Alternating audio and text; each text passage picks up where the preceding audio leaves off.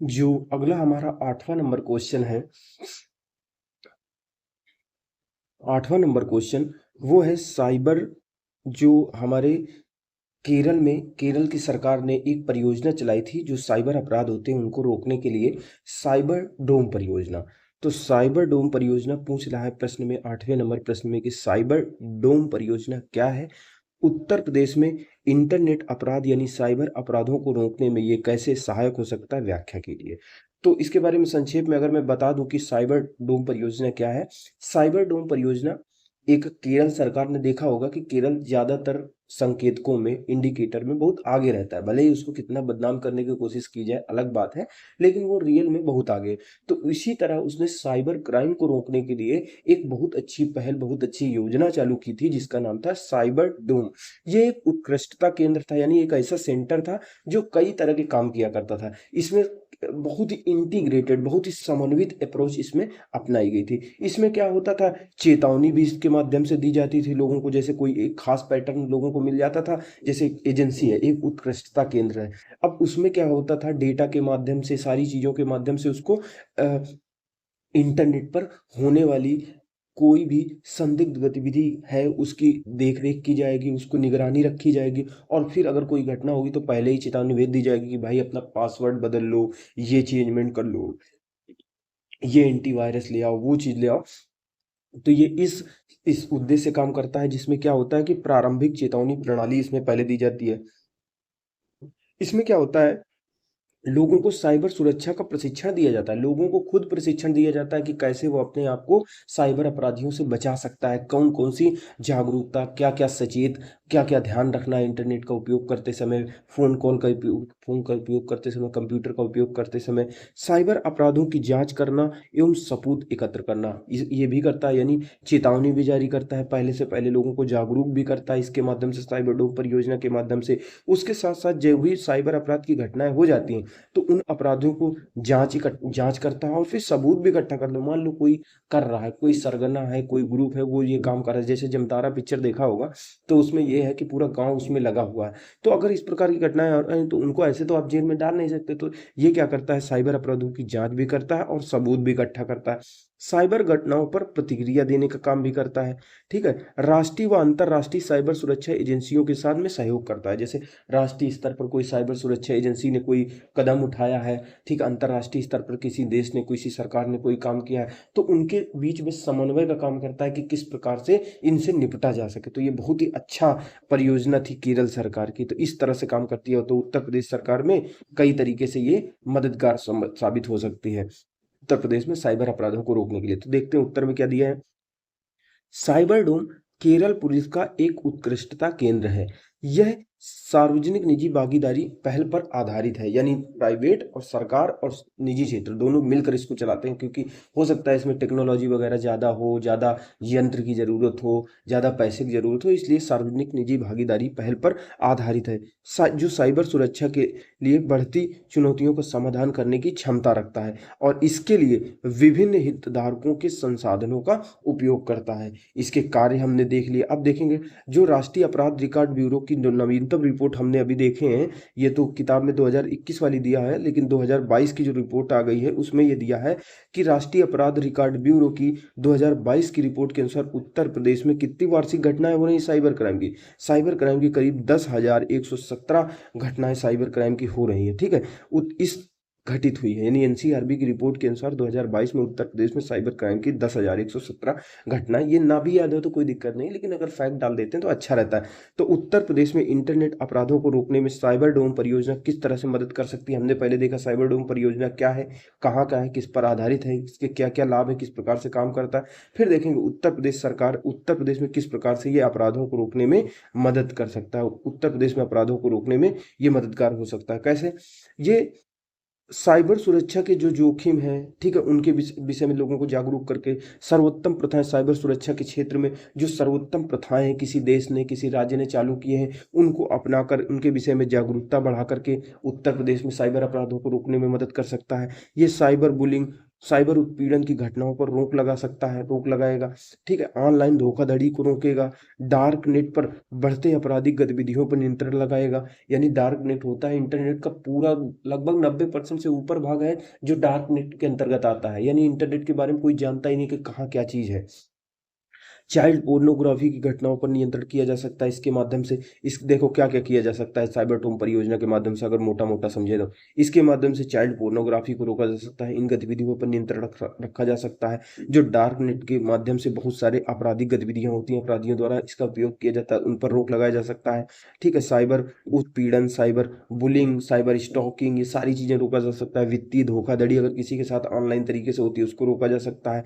फिर इसके माध्यम से हम जोखिमों के बारे में पहले से पहले पता कर सकते हैं। अगर विश्व स्तर पर कोई सर्वोत्तम प्रथाएं उनके विषय में जन जागरूकता बढ़ा सकते हैं। साइबर डोम की हम सोशल इंजीनियरिंग का उपयोग करके कट्टरपंथी समूहों की निगरानी रख सकते हैं। बहुत सारे कट्टरपंथी समूह होते हैं, वो सोशल मीडिया के जरिए ही आतंकवादी गतिविधियां को प्रसार करते हैं, उसकी विचारधारा का वो करते हैं। जो नवयुवा होते हैं उनको नए नए होते हैं, ज़्यादा तो पता होता नहीं है, तो मेन मेन चीज़ें जो कट्टरपंथ की बातें होती है वो बता के बरगला लेते हैं, मेन चीज़ बताते हैं। तो उत्तर प्रदेश की अपराध के प्रति जीरो टॉलरेंस की नीति और डबल इंजन की सरकार के संयुक्त प्रयासों के परिणाम स्वरूप, यानी जो अपराध के प्रति उत्तर प्रदेश सरकार ने जीरो टॉलरेंस की नीति अपनाई है और जो हमारी डबल इंजन की सरकार है, इसके परिणाम स्वरूप प्रदेश में अपराध, जो साइबर अपराध है, उनकी संख्या में लगातार कमी देखी जा रही है।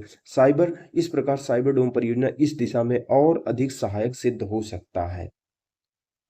जो अगला हमारा 9वां नंबर क्वेश्चन है, वो क्वेश्चन है सूचना प्रौद्योगिकी जो एक्ट आया था 2000 में, सूचना प्रौद्योगिकी अधिनियम 2000 का आलोचनात्मक मूल्यांकन कीजिए।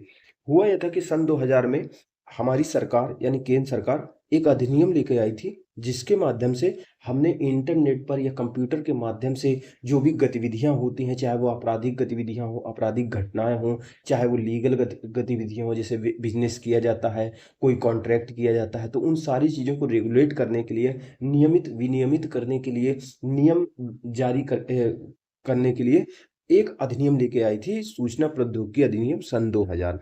तो ये क्या था, ये पुराना अधिनियम है, चूंकि सन 2000 में आया था, तो इसमें बहुत सारी खामियां थी। अब 2008 में आगे चल के इनका संशोधन, 2008 में इनका आगे चल के 2008 में संशोधन किया गया। अभी 2021 में भी कुछ नियम लेके आए गए हैं, तो इसमें संशोधन हुआ।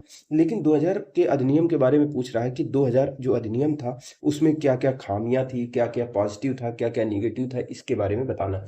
क्योंकि ये अधिनियम 2000 में आया था, तो बहुत सारी चीजें ऐसी अपराध रहे होंगे, ऐसी सारी चीजें रही होंगी, क्योंकि उस समय अपराध भी कम होते थे, इंटरनेट का लोग उपयोग भी कम करते थे, तो कम चीजें रही होंगी, तो इसमें कम चीजें रही होंगी। और आगे आने वाले समय में और ज्यादा चीजें, ज्यादा अपराध बढ़ गए हैं, तो उनको भी शामिल करने की जरूरत होगी। तो चलिए इस बारे में हम देखते हैं इसमें क्या दिया है। सूचना प्रौद्योगिकी अधिनियम यानी आईटी एक्ट सन 2000 कंप्यूटर प्रणाली, जो पूरे सिस्टम होते हैं, कंप्यूटर नेटवर्क, उनके डेटा के प्रयोग को विनियमित करता है। यानी जो आईटी एक्ट 2000 है, वो कंप्यूटर के पूरे जो कंप्यूटर प्रणालियां होती हैं, कंप्यूटर नेटवर्क होते हैं, उनके डेटा, ये सारी चीज़ों के प्रयोग को विनियमित करता है, यानी रेगुलेट करता है। यह अधिनियम इलेक्ट्रॉनिक अनुबंध यानी इलेक्ट्रॉनिक क्षेत्र में जो भी कॉन्ट्रैक्ट किए जाते हैं, कंपनी करती है, जैसे सरकार कंपनी के साथ, कंपनी सरकार के साथ, कंपनियां आपस में कम करती हैं, तो उन कॉन्ट्रैक्ट को या उन अनुबंधों को, जो भी इलेक्ट्रॉनिक अनुबंध होते हैं, उनको वैधानिक मान्यता प्रदान करता है जो ये अधिनियम। इसके माध्यम से डिजिटल हस्ताक्षर, साइबर क्राइम, इलेक्ट्रॉनिक प्रमाणीकरण, नेटवर्क सेवा प्रदाताओं की देयता आदि का भी वर्णन करता है। यानी बहुत सारी चीजें उन जो इंटरनेट पर आधारित थे, उनको विनियमित किया जा गया था इस अधिनियम के माध्यम से, उनके लिए दिशा निर्देश तैयार किए गए थे।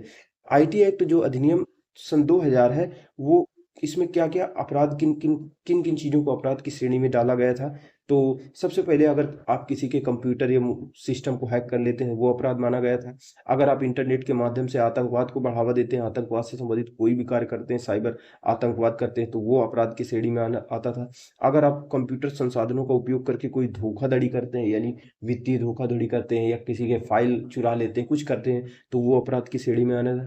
इसके माध्यम से कोई पोर्नोग्राफी करता है, चाइल्ड पोर्नोग्राफी का प्रकाशन करता है, वो अपराध की श्रेणी में रखा गया था। कंप्यूटर साधन कोड में हेर फेर करना, यदि कंप्यूटर चल रहा है उसके कोड में हेर फेर कर दो, चल ही नहीं पा रहा है, पूरी बैंक का जो सिस्टम है वो हैक हो गया, तो उसको रोकने के लिए इन सारी चीज़ों को अपराध की श्रेणी में शामिल किया गया। तो इन सब चीज़ों को, जैसे कंप्यूटर को हैक कर लेना, साइबर आतंकवाद हो गया, कंप्यूटर साधनों के का उपयोग करके धोखाधड़ी करना, ये सारी चीज़ें शामिल थी, लेकिन कुछ ऐसी चीज़ें शामिल थी कि जो शामिल नहीं थी, उसमें ये इसकी खामियां हैं। तो सूचना प्रौद्योगिकी अधिनियम जो 2000 था, इसमें हालांकि साइबर स्पेस में सुरक्षा को बढ़ावा दिया, इसने साइबर स्पेस को, साइबर सुरक्षा के क्षेत्र में महत्वपूर्ण योगदान दिया, या कहें साइबर स्पेस में सुरक्षा को बढ़ावा दिया, परंतु इसमें कुछ खामियां भी हैं। जैसे कौन कौन सी खामियां हैं? खामियां सबसे पहले गोपनीयता की समस्या है, यानी जो आज हम प्राइवेसी प्राइवेसी की बात कर रहे हैं, तो इसमें कोई बात ही नहीं की गई निजता के बारे में। यह अधिनियम गोपनीयता के मुद्दों को संबोधित नहीं करता, जबकि गोपनीयता अब एक मौलिक अधिकार हो चुका है।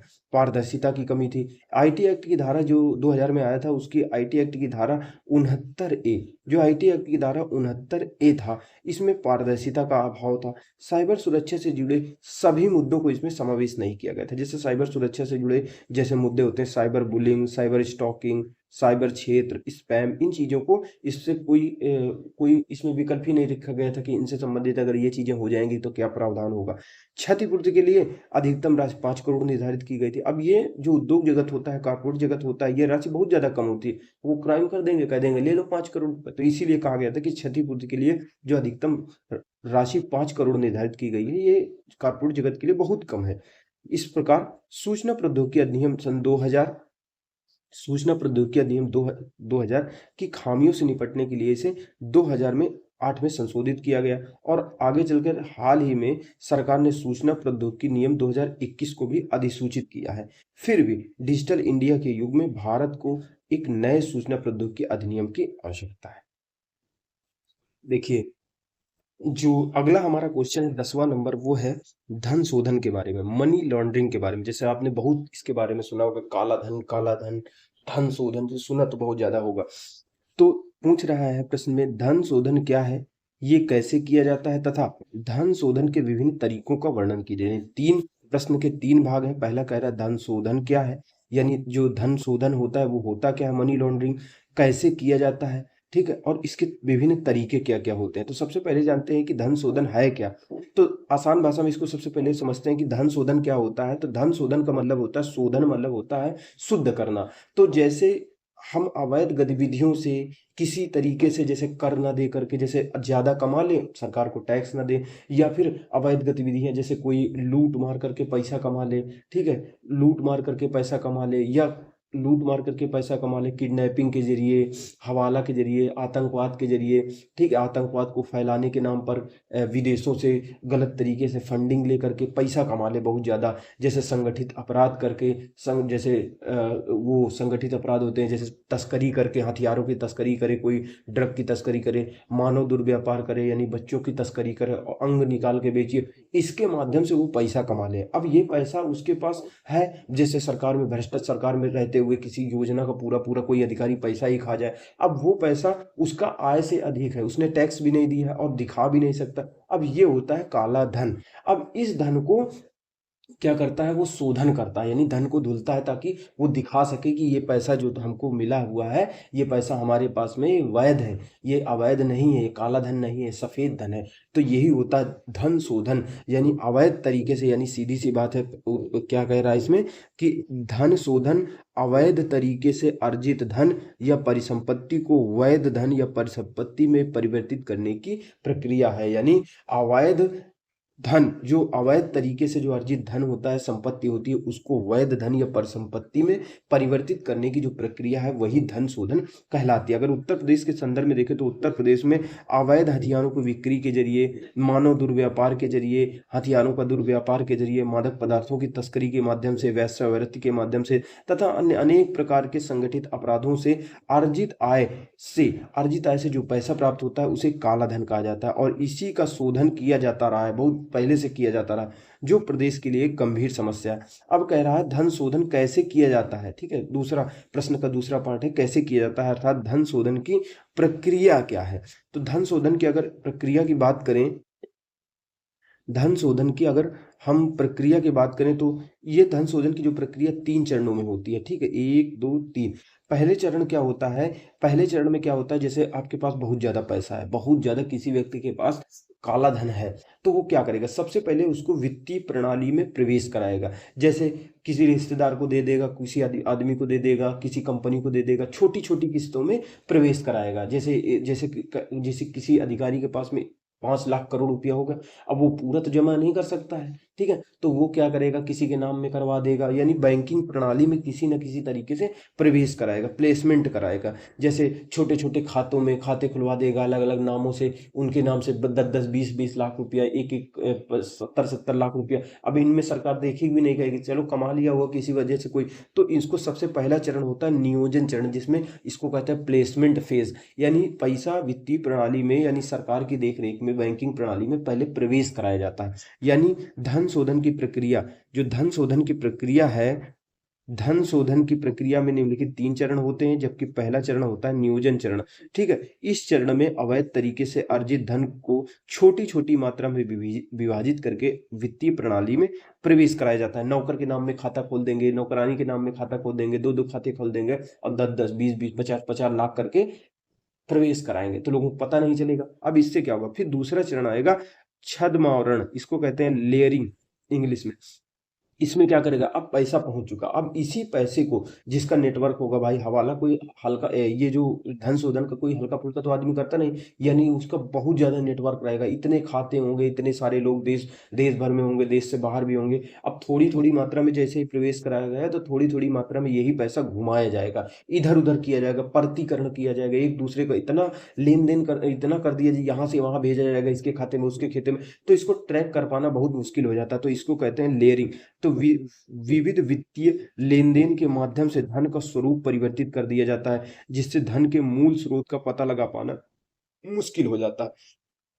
अब यहाँ से पता ही नहीं चलता कि धन गया कहाँ, किसके पास गया, वो वही धन था कि नहीं था, पूरा सोर्स उसको पता नहीं चलता है, पता ही नहीं चलता कि एक धन है कि अलग-अलग धन है। फिर तीसरा चरण होगा एकीकरण, यानी इंटीग्रेशन का। अब ये पैसा पता चल गया कि सब घूम-घुमा के आ गया इधर-उधर से, अब हो गया कि ये क्या कहते हैं, सबका सफ़ेद धन है, यानी वैध धन है। अब इसको एक जगह किसी कंपनी में लेके आएँगे, अब निवेश कराएँगे, वो भी कंपनी कैसी होगी? कोई कंपनी होगी ही नहीं, ज़मीन में कोई कंपनी नहीं होगी। वो करा लिया जाएगा, रजिस्ट्रेशन करवा लिया जाएगा, कुछ अधिकारियों को घूस दे दी जाएगी और एक कंपनी बनाई जाएगी कागज़ों में। कंपनी बना करके उसके माध्यम से बनाया जाएगा कि इसमें इतना पैसा लग गया मशीन खरीदने में, इतना पैसा लग गया इसमें, इतना पैसा लग गया ट्रैक्टर खरीदने में, इतना पैसा लग गया ये वाली मशीन खरीदने में, इतना कर्मचारियों को देने में, पूरा पैसा गायब। तो एकीकरण चरण होता है लास्ट में। शोधित जो परिसंपत्ति को वैध धन के रूप में वित्तीय प्रणाली में पुनः प्रविष्ट किया जाता है। अपराधियों द्वारा इस धन का उपयोग निवेश, व्यापार या उद्यमों में किया जाता है। तो इस प्रकार से हम देखते हैं, तो 3 चरण कैसे हैं? अवैध धन है, उसको नियोजन चरण है, फिर छद्मावरण चरण चरण है, फिर एकीकरण चरण है। नियोजन चरण में क्या होता है, धन को वित्तीय प्रणाली में सबसे पहले प्रवेश कराया जाता है, ठीक है? फिर उसके लेन-देन की एक विशेष प्रकार की, यानी अनलिमिटेड एक श्रृंखला के माध्यम से मूल स्रोत को, धन के मूल स्रोत को छुपा दिया जाता है। एकीकरण चरण में क्या होता है, धन वैध धन के रूप में उसका उपयोग किया जाता है, ठीक है? तो इस प्रकार से कौन-कौन से धन शोधन के लिए उपयोग किए जाने वाले तरीके, अब हमने देखा था, जैसे लेयरिंग होती थी, लेयरिंग थी, छद्मावरण था, एकीकरण था, इसमें जाने कितने तरीके आएँगे इन्हीं को करने में। तो सबसे पहले एक चरण होता है हवाला, हवाला के ज़रिए, ठीक है? धन निक्षेपों की रूपरेखा तैयार करना, स्पर्मिंग करना, तृतीय पक्ष चेक जारी करना, अत्यधिक मात्रा में नकदी की तरह तस्करी करना, सेल कंपनियाँ बनाकर। तो सेल कंपनियाँ, तो हवाला, हवाला एक ऐसी प्रणाली होती है जिसके माध्यम से वित्तीय प्रणाली का उपयोग किए बिना, यानी हवाला क्या है, वित्तीय प्रणाली का उपयोग किए बिना हवाला संचालकों के नेटवर्क के माध्यम से लेन-देन किया जाता है। जैसे आप कोई विदेशी मुद्रा चाहिए होगा या विदेशों में धन भेजना होगा, तो यहाँ कई एजेंट रहेंगे और विदेश में कई एजेंट रहेंगे। वो आपका धन भेज देंगे, कुछ मोटी रकम आपसे लेंगे भेजने के लिए और भेज देंगे। तो वही प्रकार का होता है कि वित्तीय प्रणाली का उपयोग किए बिना हवाला संचालकों के नेटवर्क के माध्यम से लेन-देन किया जाता है। धन निक्षेपों की रूपरेखा तैयार करना, जैसे स्पर्मिंग जिसको कहते हैं। अब स्पर्मिंग में क्या होता है, स्पर्मिंग भी एक तरीका है। काले धन को सफेद धन में परिवर्तित करने के लिए क्या किया जाता है इस फर्मिंग में? अवैध धन को छोटे-छोटे निक्षेपों में विभाजित करके कई व्यक्तियों के माध्यम से लेन-देन किया जाता है। इसको इस फर्मिंग कहते हैं। तृतीय पक्ष चेक जारी करके हम जैसे पैसा है, ठीक है? अब उसको लेयरिंग कर दिया, इधर से उधर भेज दिया, अब उसको लेके भी तो आना है अपने पास, नहीं तो उनके पास थोड़ी ना भेजना था। तो क्या किया जाएगा, आप विभिन्न संस्थाओं के पक्ष में, जैसे कोई एनजीओ होगा उसको बोल देंगे कि तुम्हारा एनजीओ है, तुम हमसे इतना पैसा ले लो, हमको दे देना निकाल के, हम तुमको इतना पैसा दे देंगे। अब वो सोचेगा उसके ऊपर टैक्स भी नहीं लगेगा, ज़्यादा निगरानी भी नहीं लगेगी। तो विभिन्न संस्थाओं के पक्ष में चेक या बैंकर ड्राफ्ट का उपयोग करके भी ये कार्य किया जाता है। अत्यधिक मात्रा में नकदी की तस्करी करके नकदी को भौतिक रूप से कम कठोर नियम वाले देशों के वित्तीय संस्थाओं में जमा किया जाता है। जैसे स्विट्जरलैंड में बहुत ज़्यादा पैसा लोग जमा करते हैं, तो ये भी धन शोधन का एक तरीका होता है। सेल कंपनियां बना के, जैसे अभी बताया गया, ये ऐसी कंपनियां होती हैं जिनका कोई सक्रिय व्यवसाय नहीं होता, यानी वास्तव में जमीन पर होती ही नहीं है, तारा कुछ होता नहीं, केवल कागज पे होती हैं कंपनियां। ये कंपनियां काल्पनिक, जो को भी वास्तव में नहीं था, वस्तुओं और सेवाओं के लिए भुगतान के रूप में धन लेकर उससे वैध बनाने का कार्य करती हैं। धन शोधन से प्रदेश की आर्थिक, सामाजिक, राजनीतिक व्यवस्था पर बहुत बुरा प्रभाव पड़ता है। इस डबल इंजन की सरकार के संयुक्त प्रयासों से इस समस्या का निराकरण किया जा रहा है। हाल ही में प्रवर्तन निदेशालय ने प्रदेश में कई माफियाओं पर धन शोधन के तहत, मामले के तहत कार्यवाही की है। जो अगला हमारा क्वेश्चन है 11 नंबर, वो भी धन शोधन के बारे में ही है। तो पूछ रहा है धन शोधन क्या है और प्रदेश में इससे क्या प्रभाव पड़ता है, संक्षेप में बताइए। तो धन शोधन क्या है ये तो हम आगे देख ही चुके थे, लेकिन अब इससे प्रभाव क्या क्या पड़ रहा है हमारे यहाँ पर। तो इसका दोस्तों बहुत ज्यादा नकारात्मक प्रभाव पड़ता है इसका हमारी अर्थव्यवस्था पर, राजनीतिक व्यवस्था पर, सामाजिक व्यवस्था पर, समाज पर, अर्थव्यवस्था पर, यानी राजनीति पर बहुत ज्यादा नकारात्मक प्रभाव पड़ता है। तो चलिए एक एक करके हम सारी चीजें देखते हैं। तो धन शोधन अवैध तरीके से अर्जित धन या आपराधिक कृत्यों से प्राप्त आय को वैध परिसंपत्तियों में परिवर्तित करने की प्रक्रिया होती है। यानी अवैध तरीके से जो धन कमाया जाता है आपराधिक कृत्यों को करके, उनको वैध परिसंपत्ति में बदलने की प्रक्रिया ही धन शोधन कहलाती है। उत्तर प्रदेश में कई ऐसे माफिया हैं, अपराधी हैं, जिनके द्वारा धन शोधन किया जाता रहा है। धन शोधन ने प्रदेश की आर्थिक, सामाजिक, राजनीतिक एवं सुरक्षा व्यवस्था पर नकारात्मक प्रभाव डाला है। इसके आर्थिक प्रभावों की अगर बात की जाए, सामाजिक प्रभाव, राजनीतिक प्रभाव, इस प्रकार से कई, आंतरिक सुरक्षा पर भी इसका बहुत ज्यादा गहरा नकारात्मक प्रभाव पड़ता है। तो सबसे पहले देखते हैं आर्थिक प्रभाव। इसका आर्थिक प्रभाव, तो आर्थिक प्रभाव में इसका क्या प्रभाव पड़ेगा? आर्थिक प्रभाव में ये प्रभाव पड़ेगा कि देखो, अगर टैक्स कोई चुराएगा, धन, काला धन तभी तो बनेगा जब टैक्स चुराएगा, ठीक है? कोई कहीं भ्रष्टाचार करके पैसा कमाएगा, तो इससे क्या होगा, राजस्व में, टैक्स जब चुराएगा तो सरकार को राजस्व की हानि होगी। इससे क्या होगा, आर्थिक प्रभाव में कीमतों में वृद्धि हो जाएगी। कीमतों में वृद्धि कैसे हो जाएगी? जैसे धन शोधन कर लिया कोई, सरकार से टैक्स चुरा लिया, और जैसे आपराधिक गतिविधियों को करके, भ्रष्टाचार करके, ठीक है, हथियारों की तस्करी करके, मादक पदार्थों की तस्करी करके करके मतलब अवैध गतिविधियों से पैसा कमा लिया। अब इसको पैसे का दर्द तो होगा नहीं, अब ये पैसा खूब धड़ल्ले से खर्चा करेगा, तो क्या होगा उससे, अगर ऐसे कई सारे लोग हो जाएंगे तो कीमतें बढ़ जाएंगी, जैसे जमीन महंगी होने लगेगी, प्रोडक्ट महंगे होने लगेंगे, कारें महंगी होने लगेंगी। तो इससे क्या होगा, एक तरफ सरकार को राजस्व की हानि होगी, दूसरी तरफ कीमतों में वृद्धि हो जाएगी। हमारा क्या होगा, व्यापार एवं अंतरराष्ट्रीय पूंजी प्रवाह पर भी नकारात्मक प्रभाव हमको देखने को मिलेगा। छोटे व्यवसायों पर प्रतिकूल प्रभाव पड़ेगा, यानी छोटे छोटे व्यवसाय होते हैं, उनको भाई पूंजी लगाना पड़ता है, कंपटीशन भी करना पड़ता है। अब वो इसमें कंपटीशन ही नहीं कर पाएंगे, क्योंकि एक तरफ उनको सरकार को टैक्स देना है, दूसरी तरफ कंपटीटर से, प्रतिस्पर्धी से प्रतिस्पर्धा करनी है, और जो ऊपर वाला प्रतिस्पर्धी बड़ा है वो हवाला वगैरह कर रहा है, बड़े बड़े मतलब पैसा चुरा रहा है, टैक्स चुरा रहा है, तो वो कहाँ टिक पाएगा इनके आगे। वैध व्यापारों को प्रतिस्पर्धा करते समय क्या होगा, वैध जो व्यापार उनको प्रतिस्पर्धा करते समय हानि होगी। जैसे अवैध गतिविधियों से पैसा पैदा करके इन्वेस्टमेंट ज्यादा कोई व्यापारी कर लेगा, और कोई बेचारा सरकार को टैक्स दे रहा है वो कम इन्वेस्टमेंट कर पाएगा, यानी जो वैध व्यापार कर रहा है उस प्रतिस्पर्धी करते समय उसको हानि होगी। निजी क्षेत्र की वैधता को इससे कम करता है, ठीक है। वित्तीय संस्थानों की प्रतिष्ठा को इससे क्षति पहुंचती है, जैसे धोखाधड़ी हो गया, विजय माल्या पैसा लेके भाग गया, तो संस्थानों की प्रतिष्ठा भी तो धूमिल हुई कि बैंक, ये बैंक अच्छा नहीं है, वो बैंक अच्छा है। इसका सामाजिक प्रभाव क्या होता है दोस्तों? सामाजिक प्रभाव में क्या होता है, जैसे अगर देखो समाज में क्या होगा, अगर अवैध धन आ गया, जिसके पास पैसा आ गया, तो वो क्या करेगा कि समाज में अराजकता फैल सकती है, भ्रष्टाचार फैल सकता है, ठीक है? भ्रष्टाचार फैल फैल सकता है, शोषण बढ़ सकता है किसी का, किसी के साथ भेदभाव बढ़ सकता है, किसी किसी के पास ज़्यादा पैसा हो गया, किसी के पास कम पैसा हो गया, तो क्या हो सकता है कि समाज में हो सकता है कि आपराधिक गतिविधियाँ बढ़ जाएँ, उसी से तो पैसा कमाया जाएगा, संगठित अपराध बढ़ जाए, अपहरण बढ़ जाए, बलात्कार बढ़ सकते हैं, तो समाज में तस्करी, भ्रष्टाचार जैसी आपराधिक गतिविधियों में वृद्धि हो सकती है। जब लोगों के पास पैसा रहेगा, वैध तरीके से कमाएँगे नहीं, तो नैतिकता, आचार संबंधी मानकों की क्षति हो जाएगी। मादक पदार्थों की लत भी वृद्धि हो सकती है, क्योंकि यही सारी चीज़ें तो होती हैं कि बेचेंगे और उसी से पैसा कमाएँगे। तो जब अवैध धन बढ़ेगा, काला धन बढ़ेगा, धन शोधन बढ़ेगा, तो मादक पदार्थों की लत भी हो सकता है बढ़ जाए, बेरोज़गारी में भी वृद्धि हो जाएगी। आय असमानता में वृद्धि हो जाएगी, मानव विकास में कमी आ जाएगी, ये सारी चीज़ें होंगी। राजनीतिक प्रभाव में क्या होगा? अब राजनीतिक प्रभाव में क्या होगा कि जिसके पास पैसा होगा, वो जैसे अपराधी होते हैं, वही अपराध करके बहुत सारा पैसा कमा लेते हैं, उसको वैध धन में वो करने लगे। अब क्या होगा, वही अपराधी हो सकता है कि किसी राजनीति का अपराधीकरण करने लगे। अपराधियों का राजनीति हो सकता है ये चुनाव में स्वयं उतर जाए, जो अपराधी हैं वो स्वयं उतर जाए, तो ये राजनीति अपराधियों का राजनीतिकरण हो गया। और हो सकता है वो स्वयं न उतरे, लेकिन अपने किसी नेता को, जो उनका उनकी बात मानता है, उनके हिसाब से चलता है, उनको राजनीति को प्रभावित करता है, तो उसको उतार दें, अपने कठपुतली को उतार दें, तो इससे राजनीति का अपराधीकरण बढ़ेगा पैसे के दम पे। ठीक है? राजनीतिक अस्थिरता उत्पन्न होगी। भाई किसी को पैसा दे दिया, किसी विधायक को कहा गया तुम क्रॉस वोटिंग कर दो, तुम इधर वोटिंग कर दो, तो एक तरफ राजनीति में अपराधीकरण आएगा, दूसरी तरफ अस्थिरता आ सकती है। भाई इधर से विधायक उधर जाएँगे, उधर से सांसद उधर जाएँगे, सरकारें गिरेंगी।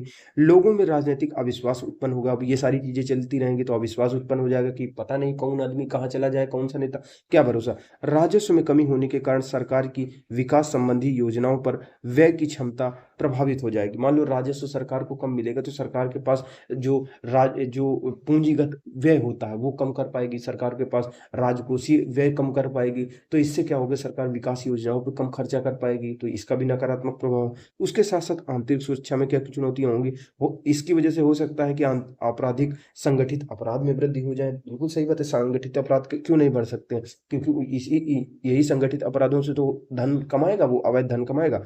हथियारों की तस्करी हो सकता है बढ़ जाए, हो सकता है क्या बढ़ ही जाती है। आतंकवाद का वित्त पोषण होने की संभावना उत्पन्न होती है, क्योंकि इन पैसों से कमाए, जो अवैध तरीके से पैसा कमाया जाता है, कहीं न कहीं ज़्यादातर इसका भाग किसमें, आतंकवादी गतिविधियों को बढ़ावा देने के लिए उपयोग किया जाता है। इस प्रकार हम देखें तो धन शोधन एक अपराध है और प्रदेश सरकार अपराध के प्रति ज़ीरो टॉलरेंस की नीति के तहत कार्य कर रही है।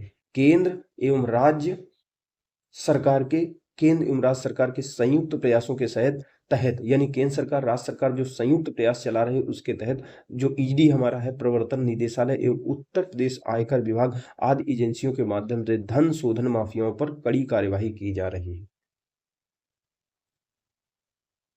जो अगला हमारा क्वेश्चन है वो धन शोधन से ही संबंधित है। पहला हमने धन शोधन के बारे में देखा, यानी धन शोधन से संबंधित कई क्वेश्चन अभी चल रहे हैं। धन शोधन के बारे में पहला देखा था, धन शोधन क्या है, कैसे किया जाता है, विभिन्न तरीके क्या होते हैं। दूसरे क्वेश्चन हमने देखा था कि इसका प्रभाव क्या-क्या पड़ता है, ठीक है? कैसे प्रभाव, आर्थिक प्रभाव, सामाजिक प्रभाव, राजनीतिक प्रभाव, आंतरिक सुरक्षा पर प्रभाव क्या-क्या पड़ेगा।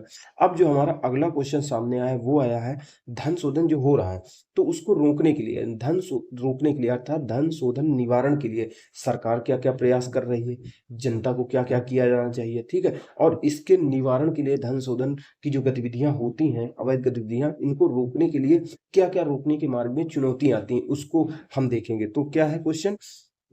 क्वेश्चन ये कह रहा है, सरकार द्वारा धन शोधन निवारण हेतु किए गए प्रयासों का वर्णन कीजिए, यानी धन शोधन की जो गतिविधियां होती हैं उनके निवारण के लिए क्या क्या सरकार द्वारा प्रयास किए गए हैं, उनका वर्णन कीजिए। और धन शोधन निवारण में आने वाली चुनौतियों का भी उल्लेख कीजिए कि क्या क्या चैलेंजेस आते हैं सरकार जब इसको रोकने के लिए आते हैं। तो चलिए वही पहले दे दिया है, धन शोधन क्या होता है उसके बारे में बता दिया है, फिर सरकार द्वारा क्या प्रयास किए जा रहे हैं। देखो धन शोधन के बारे में दे दिया है कि धन शोधन है क्या, फिर बता दिया है कि धन शोधन निवारण के लिए सरकार द्वारा क्या-क्या प्रयास किए जा रहे हैं। फिर देखो प्रश्न का एक भाग है कि सरकार द्वारा अभी इसके निवारण में अनेक चुनौतियाँ विद्यमान हैं। तो धन शोधन निवारण में ये चुनौतियाँ, इधर हो गया हमारा निष्कर्ष, ठीक है?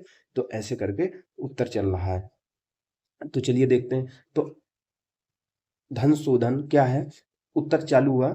धन शोधन क्या है? अवैध तरीके से अर्जित आय को वैध स्रोत से प्राप्त आय के रूप में, यानी अवैध स्रोत से कोई धन प्राप्त हुआ है उसको वैध स्रोत से प्राप्त आय के रूप में परिवर्तित करने की एक प्रक्रिया है। ये संरचनात्मक जमाओं, सेल कंपनियों के माध्यम से, तृतीय पक्ष चेकों के माध्यम से, अत्यधिक मात्रा में नकदी की तस्करी के माध्यम से आदि विधियों द्वारा संपादित किया जाता है जो धन शोधन है। अंतरराष्ट्रीय मुद्रा कोष जो IMF है, वो कहता है, उसके अनुसार क्या है कि वैश्विक जो धन शोधन की मात्रा, जो वैश्विक जीडीपी का, जो वैश्विक स्तर पर, पूरे ग्लोबल स्तर पर जितना भी धन शोधन हो रहा है वो पूरी वैश्विक जीडीपी का 2 से लेके 5% तक है। अब धन शोधन निवारण के लिए सरकार द्वारा क्या प्रयास किए गए उसको देखते हैं। सरकार ने क्या किया? सरकार ने प्रदेश में पुलिस की आर्थिक अपराध शाखा का गठन किया, यानी पुलिस में भी एक आर्थिक अपराध शाखा, यानी कुछ पुलिस में एक पुलिस का विंग ऐसा बना दिया गया है, कुछ पुलिस वालों का दल जो आर्थिक अपराध, आर्थिक स्तर पर जो वित्तीय चोरी करता है, धन शोधन से संबंधित गतिविधियां करता है, उन पर नियंत्रण रखता है। यानी उत्तर प्रदेश में पुलिस की आर्थिक अपराध शाखा गठन गठन किया गया है। ठीक है, उसके साथ साथ क्या किया गया है? उसके साथ साथ किया ये गया है, धन शोधन निवारण अधिनियम 2002 का क्रियान्वयन किया गया है। सरकार चाहती है कि धन शोधन रोके, तो उसी के लिए सरकार लेके आई थी धन शोधन निवारण अधिनियम 2002। पुलिस, उत्तर प्रदेश में पुलिस की आर्थिक अपराध शाखा का गठन, धन शोधन निवारण अधिनियम 2002 का क्रियान्वयन, उसके साथ साथ एक और किया गया है जो ईडी है, ईडी द्वारा कार्यवाही समय समय पर की जाती है। ठीक है, तो वित्तीय जो संदिग्ध, अगर संदिग्ध कोई वित्तीय लेन देन है, इससे संबंधित सूचनाओं का संग्रहण करने के लिए, प्रसंस्करण करने के लिए, विश्लेषण करने के लिए वित्तीय सूचना इकाई यानी फाइनेंशियल इंटेलिजेंस यूनिट, इसका गठन किया गया है। यानी क्या गठन किया गया है? फाइनेंशियल इंटेलिजेंस यूनिट का गठन किया गया है। धन शोधन निवारण अधिनियम 2002 का क्रियान्वयन किया गया है। पुलिस की आर्थिक अपराध शाखा का गठन गठन किया गया है। ठीक है, तो इस प्रकार से किया गया। धन शोधन निवारण अधिनियम हो गया। जो संदिग्ध वित्तीय लेन देन होते हैं, जैसे वित्तीय लेन देन हो रहा है, सर समझ में आ जाता है कि यार इतना पैसा तो इसके पास था नहीं, ये खेती करता है और इसके पास 70 लाख रुपया कहाँ जमा हो गया। तो जो संदिग्ध वित्तीय लेन देन होते हैं उनसे संबंधित सूचनाओं को इकट्ठा करने के लिए, यानी संग्रहण करने के लिए, प्रसंस्करण करने के लिए, उनको समझने के लिए, विश्लेषण करने के लिए हमने FIU यानी फाइनेंशियल इंटेलिजेंस यूनिट, इसका गठन किया है। ईडी के तहत भी कार्रवाई की जाती है। ईडी किसके तहत कार्रवाई करता है? ईडी करता है धन शोधन निवारण अधिनियम 2002 के प्रावधानों के तहत धन शोधन से संबंधित अपराधों की जांच करता है। कौन? ईडी। और धन शोधन से प्राप्त कोई भी पता चल जाता है कि धन शोधन से इसने संपत्ति अर्जित की है, तो उसकी संपत्ति को जब्त कर लिया जाता है। आरबीआई द्वारा क्या किया गया है? नो योर कस्टमर यानी KYC जो नियम होते हैं उनको लागू किया गया है। यानी आरबीआई चाहती है कि जो भी बैंक है वो अपने कस्टमर को अच्छी तरीके से जाने, उनके बारे में सही तरीके से जानकारी रखें, तब उनको लोन दे, तब उनसे पैसा स्वीकार करें। इसके साथ साथ भारत जो FATF, आपने बहुत नाम सुना होगा, FATF का भी पूर्ण सदस्य बन चुका है और उसके दिशा निर्देशों का पालन कर रहा है। उत्तर प्रदेश में राजस्व चोरी नियंत्रण के लिए CID के अंतर्गत उत्तर प्रदेश में क्या किया गया है? जो राजस्व चोरी होता है, बहुत ज्यादा राजस्व जैसे टैक्स होता है वो बचा लेते हैं, तो राजस्व चोरी रोकने के लिए CID के अंतर्गत इकोनॉमिक इंटेलिजेंस यूनिट विंग का भी गठन कर दिया गया है। इकोनॉमिक इंटेलिजेंस यूनिट, इसका गठन कर दिया गया है। यद्यपि यद्यपि सरकार द्वारा धन शोधन से निपटने के लिए अनेक प्रयास किए गए, किंतु अभी भी इसके निवारण में अनेक चुनौतियां सामने आ रही हैं। कौन कौन सी चुनौतियां आ रही हैं? सबसे पहली चुनौती आ रही है हमारे यहाँ पे कि जो भी कानून होते हैं, जैसे धन शोधन निवारण के लिए जो भी कानून है उनका कठोरता से अनुपालन नहीं किया जाता है। हमारे यहाँ पे जैसे धन शोधन हो रहा है तो उसके लिए हमारे यहाँ पे कुशल और प्रशिक्षित कर्मचारी नहीं है कि उसको ट्रैक कर सके, उसको देख सके, टेक्नोलॉजी नहीं है।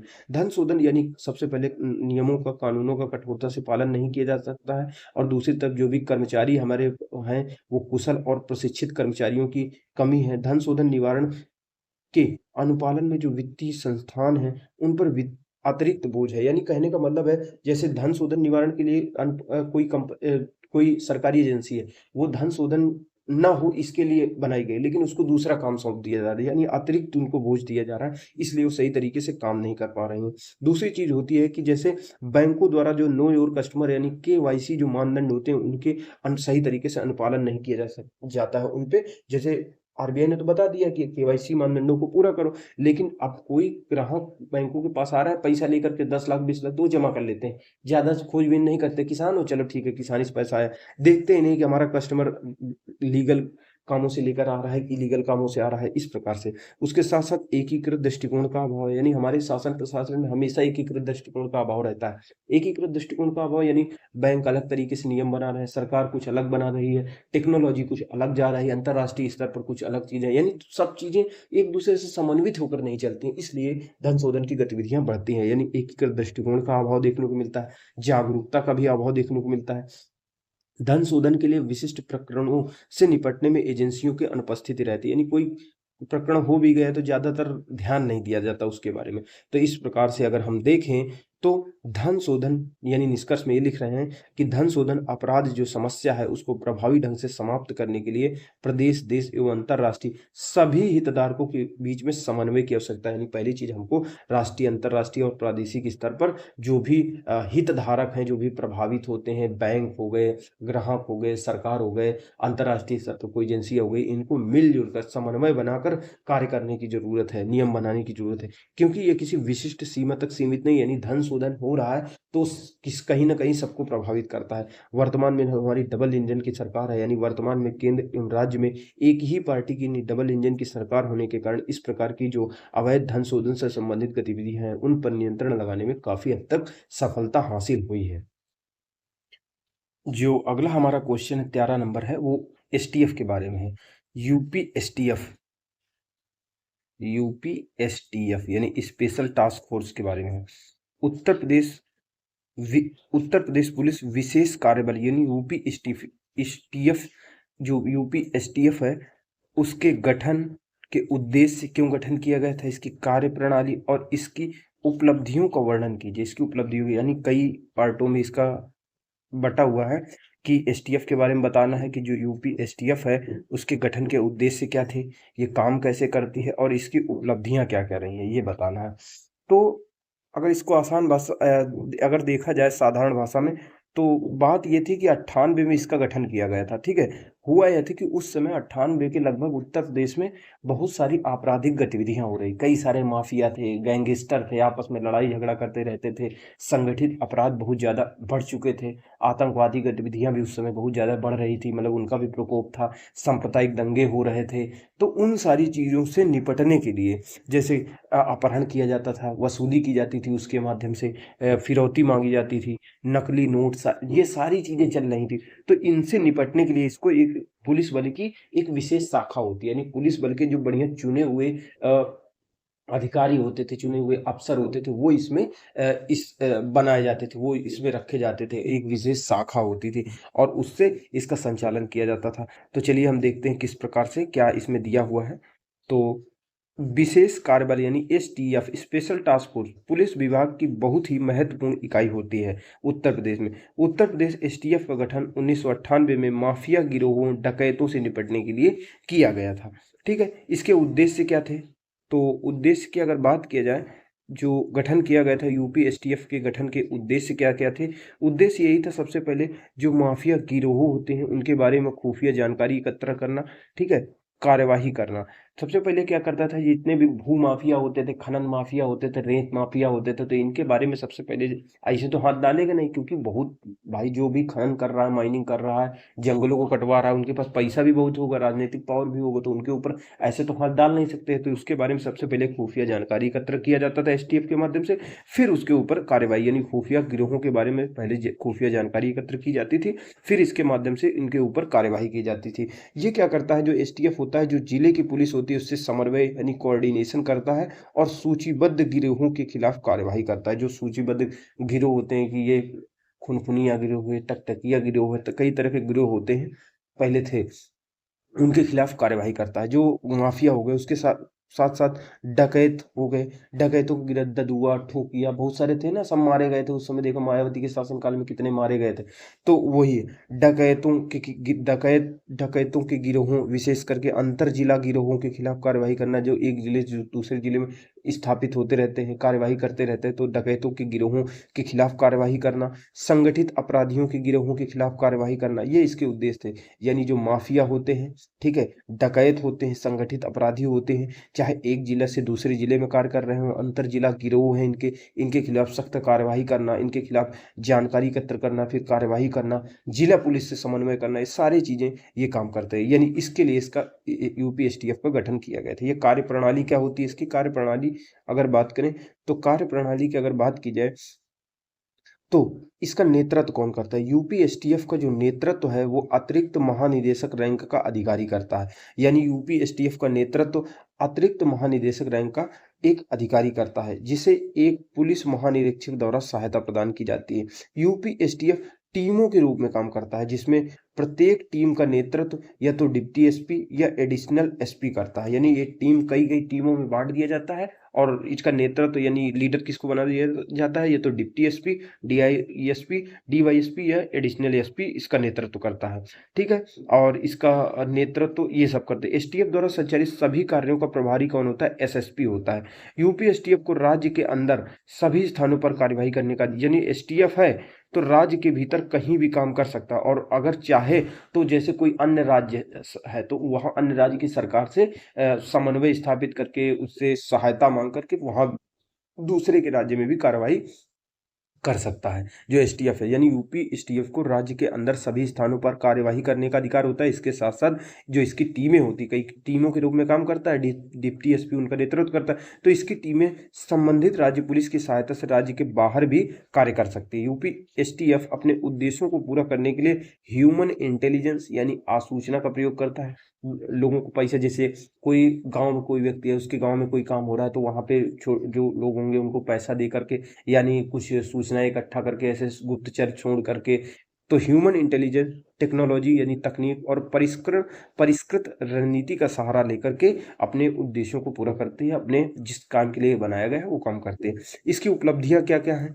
तो उपलब्धियां यही हैं कि किसको क्या क्या मेडल मिला है, क्या क्या हुआ है, यही सारी चीजें उपलब्धियां हैं। तो इसकी उपलब्धियां जो लेटेस्ट होंगी आपको याद रखनी होंगी, करंट अफेयर में आए तो आए, ऐसा कोई मतलब नहीं है। तो इसकी उपलब्धि क्या होती है कि अपने छोटे से कार्यकाल में यूपी एसटीएफ को भारत के राष्ट्रपति से, यानी छोटा सा कार्यकाल है, 98 में इसकी स्थापना की गई थी, अपने छोटे से कार्यकाल में ही जो यूपी एसटीएफ है उसको भारत के राष्ट्रपति से 81 पुलिस वीरता पदक और 60 अधिकारियों को विशिष्ट वीरता कार्यों के लिए बारी बारी से पदोन्नति दिए जाने का गौरवपूर्ण इतिहास रहा। ये इसकी उपलब्धि। तो अगला नंबर जो हमारा 14 नंबर क्वेश्चन है वो यूपीएसएसएफ के बारे में है, यानी उत्तर प्रदेश विशेष सुरक्षा बल, यानी Uttar Pradesh special security force. ये इसके बारे में संक्षेप में वर्णन कीजिए। नहीं कह रहा है प्रश्न हमारा, उत्तर प्रदेश विशेष सुरक्षा बल अर्थात यूपीएसएसएफ के बारे में संक्षेप में वर्णन कीजिए। तो हम जानते हैं जैसे केंद्र में होता है सीआईएसएफ, ठीक है, वही उसी की तर्ज पर इसको बनाया गया है उत्तर प्रदेश में एसएसएफ।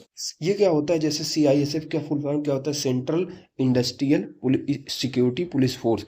यानी जितने भी इंडस्ट्री वगैरह होती हैं या फिर महत्वपूर्ण व्यक्ति होते हैं उनकी सुरक्षा करने के लिए देश भर में सीआईएसएफ को रखा जाता है, यानी सीआईएसएफ रक्षा करता है। तो उसी प्रकार राज्य के अंतर्गत जब ये सब काम करने होते हैं तो कौन करता है? यूपीएसएसएफ करता है, ठीक है। तो इसके बारे में जानते हैं, पढ़ते हैं। इसमें क्या दिया है? उत्तर प्रदेश सरकार द्वारा अध्यादेश जारी करके सितंबर 2020 में उत्तर प्रदेश विशेष सुरक्षा बल अर्थात यूपीएसएसएफ का गठन किया गया था। यानी 2020 में अभी नया नया है यूपीएसएसएफ, और 2020 में एक सरकार, उत्तर प्रदेश सरकार हमारी अध्यादेश लेकर आई थी और इसका गठन किया गया था। और इसकी स्थापना जो केंद्रीय औद्योगिक सुरक्षा बल यानी सीआईएसएफ है, सेंट्रल इंडस्ट्रियल सिक्योरिटी फोर्स, उसी की तर्ज पर की गई है। इसके उद्देश्य क्या होते हैं? तो इसके उद्देश्य ये हैं, यूपीएसएस के उद्देश्य ये हैं कि पहला उद्देश्य क्या है कि अधिसूचित व्यक्ति, जैसे कोई बहुत ज़्यादा महत्वपूर्ण कोई व्यक्ति है, वीआईपी पर्सन है, कि इस व्यक्ति की सुरक्षा करना जरूरी है, या फिर उसकी जान को खतरा है, जैसे आमिर खान ने कोई चीज़ बोल दिया या कोई प्रदेश का किसी कोई व्यक्ति बोल दिया, तो अधिसूचित व्यक्तियों की, प्रतिष्ठानों की रक्षा करना, सुरक्षा करना इसका काम होता है। इसका मुख्य उद्देश्य यही होता है। प्रतिष्ठानों में क्या क्या शामिल होता है जो प्रतिष्ठानों की रक्षा सुरक्षा करता है?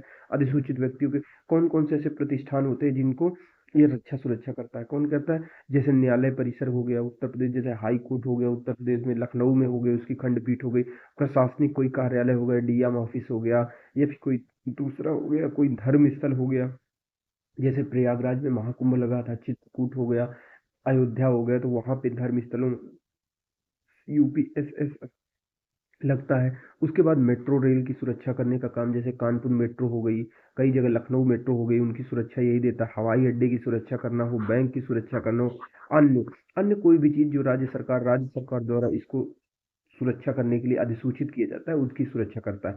अब इसको जो इसके बारे में, चूंकि प्रश्न है संक्षेप में वर्णन कीजिए, तो इसके बारे में हम आकार की बात कर लेंगे कि इसका आकार कितना है, कितने पुलिस वाले हैं, ठीक है। इसका अधीक्षण अधिकार किसके पास होता है ये भी देख लेंगे। अधीक्षण का अधिकार यानी पर्यवेक्षण, ये सुपरवाइजर कौन करता है, इसको देखता कौन है। फिर इसमें देखेंगे नियुक्ति कैसे होती है। फिर देखेंगे अगर निजी प्रतिष्ठान को, मान लो किसी की कोई कंपनी है, कोई उद्योगपति है, अब वो चाह रहा है कि हमारे उद्योग की सुरक्षा करने के लिए यूपीएसएस होना चाहिए, तो इसके लिए क्या व्यवस्था है, किस क्या प्रक्रिया होती है। फिर इसको किसी व्यक्ति की गिरफ्तारी कर सकता है, वारंट लगेगा कि नहीं लगेगा, ये बिना वारंट के किसी की तलाशी ले सकता है, उसको गिरफ्तार कर सकता है। तो ये सारी चीजें इसमें देखेंगे।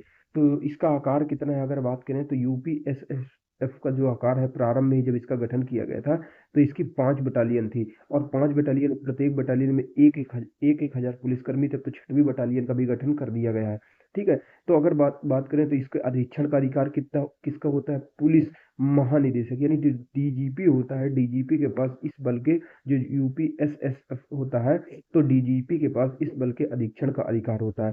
राज्य सरकार इस ऑफिसर की नियुक्ति कर सकती है, जो सुपरवाइजरी जो अधिकारी होता है, जो अधीक्षण अधिकारी होता है, उसकी नियुक्ति कर सकती है। इसका प्रशासन सुपरवाइजरी यानी पर्यवेक्षण अधिकारियों द्वारा किया जाता है, तथा जिले के पुलिस अधीक्षक पर्यवेक्षी अधिकारियों के समन्वय से अपने अधिकार क्षेत्र में इस बल के कामकाज की देखरेख करते हैं।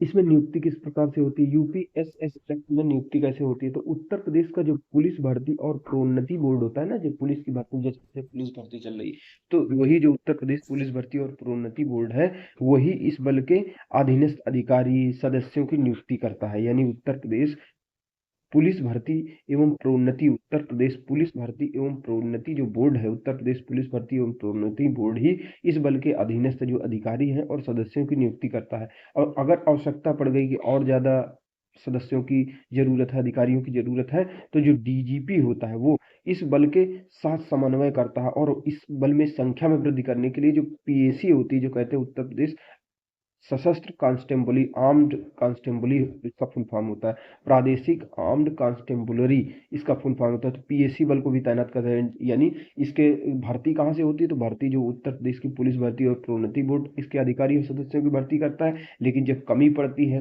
तो जो डीजीपी होता है वो अन्य से समन्वय करके, यूपीएसएसएफ है, इससे समन्वय करके पीएससी को भी तैनात कर देता है, तो संख्या में वृद्धि हो जाती है। निजी प्रतिष्ठान के लिए यूपीएसएसएफ की अगर तैनाती करनी है, तो अगर कोई इसके लिए अनुरोध करता है, तो डीजीपी जो होता है, डीजीपी निजी औद्योगिक प्रतिष्ठानों की सुरक्षा के लिए इस बल की तैनाती कर सकता है, तथा निजी प्रतिष्ठान को इसके लिए भुगतान करना होगा। यानी पैसा निजी संस्थान देगा, लेकिन हाँ सिक्योरिटी सरकार देगी, ठीक है। वारंट के बिना, ये जो एक ऐसा बल होता है, वारंट के बिना ही गिरफ्तारी कर सकता है, तलाशी कर सकता है, ये इसकी शक्ति होती है। तो इसको मजिस्ट्रेट के आदेश अर्थात वारंट के बिना ही किसी व्यक्ति की तलाशी ले सकता है या फिर गिरफ्तार कर सकता है। यूपीएसएसएफ की 5 बटालियन की स्थापना कहाँ कहाँ की गई थी, एक लखनऊ में, गोरखपुर, प्रयागराज, मथुरा, सहारनपुर में। उत्तर प्रदेश सरकार द्वारा 2021 में इसकी 6वीं बटालियन की स्थापना अयोध्या में भी की गई है। आशा है कि यूपीएसएसएफ उत्तर प्रदेश को उत्तम प्रदेश बनाने में सहायक सिद्ध होगा। देखिए, जो हमारा अब 15 नंबर क्वेश्चन है वो है यूपी एटीएस के बारे में, ठीक है। जो उत्तर प्रदेश, जिसको कहते हैं उत्तर प्रदेश आतंकवाद निरोधक दस्ता, यानी UP ATS, anti terrorist squad, इसके बारे में बताइए तथा इसके द्वारा किए जाने वाले कार्यों एवं उपलब्धियों का वर्णन कीजिए। ये है प्रश्न। तो यानी यूपी एटीएस के बारे में हमको बताना है कि ये है क्या, ठीक है। जो उत्तर प्रदेश के सभी पुलिस बल हैं, जो सुरक्षा बल हैं, उनके बारे में हम अध्ययन कर रहे हैं इसमें। उसी क्रम में हम पढ़ेंगे यूपी एटीएस के बारे में। तो हुआ ये था 2007 में हमारे यहाँ पे कई जगह पे बम ब्लास्ट हुए थे कचहरी में। तो उसी समय जब बम ब्लास्ट हुए 2007 में, और उसी समय देखो 2008 में क्या हुआ था, मुंबई अटैक हुआ था, तो एनआईए गठन किया गया था। मुंबई अटैक के बाद में नेशनल इन्वेस्टिगेशन एजेंसी गठन किया गया था, एनआईए। और उसी तरह 2007, नवंबर 2007 में जब हमारे यहाँ पे उत्तर प्रदेश में कई जगह पे, जैसे लखनऊ में, फैजाबाद में, वाराणसी में, इनमें कचहरी में सीरियल बम ब्लास्ट की घटनाएं हुई थी।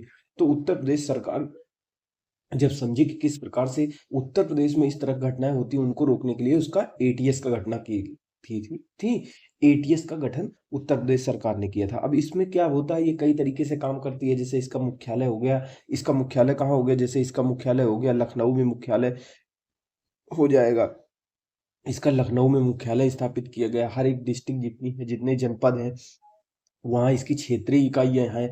हर जगह पे क्या कहते हैं, इनकी टीमें कार्यरत हैं, जो किसी भी समय रिस्पॉन्स करने के लिए, किसी भी समय प्रतिक्रिया, आतंकवादी जैसे किसी भी तरह की नक्सलवादी जैसी घटनाएं होती हैं, उन पर प्रतिक्रिया देने के लिए, उनसे निपटने के लिए तैनात रहती हैं। तो उसी के बारे में सारी चीज़ें देखते हैं कि कैसे कैसे क्या क्या होता है। तो चलिए, प्रश्न हमारा क्या था, उत्तर प्रदेश आतंकवाद निरोधक दस्ता, इसके बारे में आप क्या जानते हैं तथा इसके द्वारा किए गए कार्यों एवं उपलब्धियों का वर्णन कीजिए। नवंबर 2007 में लखनऊ उत्तर प्रदेश के लखनऊ, ठीक है, लखनऊ हो गया, फैजाबाद हो गया, वाराणसी, कचहरी में सीरियल बम ब्लास्ट की घटनाएं हुई थी, जिसके परिप्रेक्ष्य में, यानी इसी के परिणाम स्वरूप उत्तर प्रदेश सरकार द्वारा 2007 में ही आतंकवादी घटनाओं से निपटने के लिए, जैसे आतंकवाद होते हैं, नक्सलवाद होते हैं, इन सारी चीजों से निपटने के लिए यूपी एटीएस का गठन किया था। इसकी संरचना क्या है, यूपी एटीएस की जो संरचना की अगर बात करें, तो संरचना में जो हमारा है वो क्या है, लखनऊ में इसका मुख्यालय स्थित है, और प्रत्येक जनपद में, यानी जनपदों में क्षेत्रीय इकाइयां स्थित है। यानी जो लखनऊ राजधानी है वहां पे इसका मुख्यालय, हेडक्वार्टर है, और जो जनपद है, जो डिस्ट्रिक्ट है, वहां पे इसकी क्षेत्रीय इकाइयां हैं। जो मुख्यालय है, क्षेत्रीय इकाइयां हैं, उनमें ऑपरेशन टीम कार्यरत होती है, यानी कार्यवाही करने के लिए टीम रहती है। किसी भी आपात स्थिति में, जैसे आतंकवाद की घटनाएं हो जाए, या कोई संदिग्ध गतिविधि इस प्रकार की होती है, नक्सलवाद की कोई घटनाएं होती है, तो उस पर कार्य करने के लिए ऑपरेशन टीम कार्यरत होती है। इन ऑपरेशन टीम और क्षेत्रीय इकाइयों की सहायता करने के लिए विशिष्ट इकाइयां होती हैं, यानी कई सारी यूनिट होती हैं जो इसकी सहायता करती हैं। यहीं पे जो मुख्यालय हो गया, जो जनपद में इकाइयां हो गई, उनकी सहायता करने के लिए कई सारी विशिष्ट इकाइयां यानी यूनिट होती हैं। अब इसमें क्या होता है, इसकी संरचना में जो आतंकवाद होती है और नक्सलवाद होती है, इनसे निपटने के लिए स्पोर्ट का गठन किया गया। स्पोर्ट क्या होता है, विशेष police operation team, special police operation team का गठन किया गया है। यानी स्पोर्ट क्या करता है, एक है स्वैट, ठीक है, स्वैट, इसका भी इसके अंतर्गत गठन किया गया है, ठीक है, ये भी स्पेशल ऑफिसर होते हैं। उसी तरह स्पोर्ट का गठन किया गया। स्पोर्ट क्या है, स्पोर्ट क्या करता है, जो आतंकवाद और नक्सलवाद की कोई भी घटना होती है, कोई संदेह होता है, तो उससे निपटने के लिए कार्य करता है। तो इसके द्वारा क्या क्या कार्य किए गए हैं, क्या क्या उपलब्धियां हैं, प्रश्न का ये जो भाग है इसको हम पढ़ते हैं। यानी प्रश्न के जो भाग है कि यूपी एटीएस द्वारा किए गए कार्यों एवं उपलब्धियों का वर्णन कीजिए। यूपी एटीएस द्वारा प्रदेश में विभिन्न आतंकवादी गतिविधियों के विरुद्ध कार्यवाही की गई। यानी जैसे ही इसका गठन किया गया, जब आतंकवादी गतिविधियां तो हुई थी, सीरियल बम ब्लास्ट की घटनाएं हुई थी कई जगह पे, तो जो कचहरी बम ब्लास्ट की घटनाएं हुई थी, उनके आरोपियों के विरुद्ध इसके तहत जैसे इसका गठन किया गया यूपी एटीएस का, तो उनके विरुद्ध कार्यवाही की गई।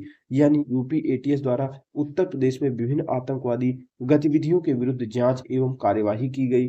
यूपी एटीएस ने प्रदेश में नक्सलवाद की समस्या को नियंत्रण में रखा है। साइबर अपराध से निपटने के लिए भी साइबर मंथन नामक प्रशिक्षण केंद्र की स्थापना की है। यानी ये कई सारी, सबसे पहले जो आतंकवादी घटनाएं घटी थी, बम ब्लास्ट हुए थे, उनमें जांच किया, दोषियों को के ऊपर कार्यवाही की, नक्सलवाद की समस्या के नियंत्रण के लिए कार्य किया। फिर जो साइबर अपराध की घटना दिन प्रतिदिन बढ़ती चली जा रही है, उसके लिए वर्तमान में क्या किया गया है कि पुलिस कर्मी जो होते हैं, उस जो इसी के पुलिस कर्मी होते हैं, उनको ट्रेनिंग दी जाती है, उनको प्रशिक्षण दिया जाता है साइबर मंथन नामक कार्यक्रम के तहत, कि वे साइबर अपराध की घटनाओं से निपट सके। साइबर अपराध एवं आधुनिक सर्विलांस के बारे में जनपदीय पुलिस को प्रशिक्षण देने का भी काम करता है ये, ठीक है। जनपदीय पुलिस की स्वात टीम को भी प्रशिक्षण देता है, एक स्वात टीम होती है, ठीक है। यूपी एटीएस द्वारा मॉक ड्रिल का भी आयोजन किया गया है, विभिन्न मॉक ड्रिल की जाती है। जैसे कहने का मतलब है एक जैसे मॉक टेस्ट लगाया जाता है, जैसे हम काम करने के लिए मॉक टेस्ट करते हैं, टेस्ट लेते हैं, तो उसी तरह मॉक ड्रिल होती है कि ये जहाँ एक कृत्रिम तरीके से जानबूझकर एक सिचुएशन क्रिएट की जाती है कि कहीं आतंकवादी हमला हो गया, फिर उससे किस प्रकार से निपटा जाएगा उसका अभ्यास किया जाता है। धर्मांतरण, इसके द्वारा धर्मांतरण करने वाले सिंडिकेट पर भी कार्रवाई की गई, उनकी गिरफ्तारी की गई। यूपीए एटीएस ने अपने गठन के बाद से ही आतंकवादी, नक्सलवादी, अवैध प्रवेश, जो अवैध प्रवास, हमारे यहाँ पे बहुत ज्यादा लोग जैसे रोहिंग्या रह रहे हैं, कई सारे लोग रह रहे हैं, तो आतंकवादी, नक्सलवादी, अवैध प्रवास और आतंक के वित्त पोषण, जाली करेंसी जैसी घटनाओं पर कार्यवाही करके प्रदेश में शांति व्यवस्था की स्थापना करने में सहायता की है। प्रदेश सरकार द्वारा हाल ही में प्रदेश के संवेदनशील जिलों में यूपी एटीएस के 12 केंद्रों की स्थापना को मंजूरी दी गई है। जो अगला हमारा क्वेश्चन है वो है पीएसी के बारे में। तो पूछ रहा है, जो पीएसी होती है, पीएसी द्वारा किए जा रहे कार्यों, इसकी उपयोगिता का उल्लेख करें। यानी पीएसी का फुल फॉर्म होता है, पीएसी का फुल फॉर्म होता है, क्या होता है, प्रादेशिक आर्म्ड कांस्टेबुलरी। तो इसका आंसर लिखने के लिए वो क्या करेंगे, सबसे पहले ये लिखेंगे कि प्रादेशिक आर्म्ड कांस्टेबुलरी क्या है, इसके बारे में थोड़ा सा बता देंगे।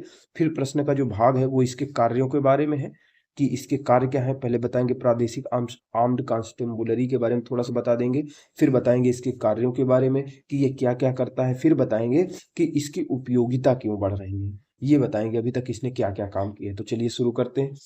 ठीक है, तो हुआ ये था, तो जो पहले पीएससी के बारे में बताने जा रहे हैं, तो पीएससी क्या है, सन 1948 में, ठीक है, सन 1948 में उत्तर प्रदेश सैन्य पुलिस और उत्तर प्रदेश राज्य सशस्त्र पुलिस बल, पुलिस यानी दो बल उस समय थे 1948 में हमारे पास में, और उन दो बलों को मिलाकर इस पीएसी का गठन किया गया था। क्यों, एक था उत्तर, जिसका नाम था, ये नहीं भी लिखेंगे तो कोई दिक्कत नहीं है, उत्तर प्रदेश सैन्य पुलिस व उत्तर प्रदेश राज्य सशस्त्र पुलिस, इन दोनों को मिलाकर 1948 में प्रादेशिक आर्म्ड कांस्टेबुलरी का गठन किया गया था। कब, 1948 में। ये काम कब करता है, जब कोई गंभीर कानून एवं व्यवस्था की स्थिति में स्थानीय पुलिस के द्वारा स्थिति नहीं संभल पा रही।